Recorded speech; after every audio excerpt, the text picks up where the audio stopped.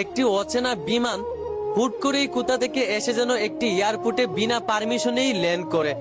এইটা দেখে এয়ারপোর্টের চারপাশে হাজার হাজার মানুষ ভিড় জমে গেছে। সঙ্গে সঙ্গেই আর্মিরা ওই বিমানটার চারপাশ ঘেরাও করে ফেলে। বিমানের মধ্যে কোনো যাত্রী ছিল না, শুধু পাইলট ছিল। পাইলটকে বিমান থেকে নামানো হলো। আর্মিরা পাইলটকে নিয়ে গেল থানায়। তাকে জিজ্ঞেস করা হলো, তুমি বিনা পারমিশনে তোমার এই বিমান কেন এই এয়ারপোর্টে ল্যান্ড করেছ? পাইলট তখন উত্তরে বলল, আমার বিমানের তেল শেষ হয়ে গেছিল আর আমার হাতে সময়ও ছিল না পারমিশন নেওয়ার মতো, তাই আমি বাধ্য হয়ে এই এয়ারপোর্টে বিনা পারমিশনেই বিমানটা ল্যান্ড করাই। কিন্তু কেন জানি আর্মিদের কাছে পাইলটের এই কথাগুলো বিশ্বাস হচ্ছিল না।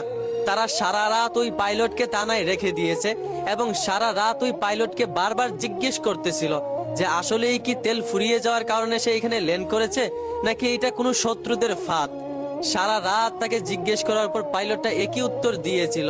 সকালবেলায় পাইলটটাকে ছেড়ে দেওয়া হয় এবং তাকে বলা হয়, এইবারের মতো তোমাকে ছেড়ে দিলাম, নেক্সট টাইম যেই কোনো পরিস্থিতিতে তুমি এই বিমান বিনা পারমিশনে এয়ারপোর্টে ল্যান্ড করাবে না। এইবারের মতো ছেড়ে দিলাম, দ্বিতীয়বার এরকম ভুল হলে তোমার সারা জীবনের জন্য জেল হবে। পাইলট চলে গেল বিমান নিয়ে। কিন্তু অবাক করা বিষয়, পরের দিন সকালে দেখা যায় আবারও সেই পাইলট আবারও সেই অচেনা বিমানটা বিনা পারমিশনে সেই এয়ারপোর্টে ল্যান্ড করলো। সঙ্গে সঙ্গেই আর্মিরা আবারও ওই বিমানটার চারপাশ ঘেরাও করে ফেললো। পাইলটকে বিমান থেকে নামানো হলো, কিন্তু আজকে ওই বিমানে একজন যাত্রী ছিল আর সেটা হচ্ছে মহিলা।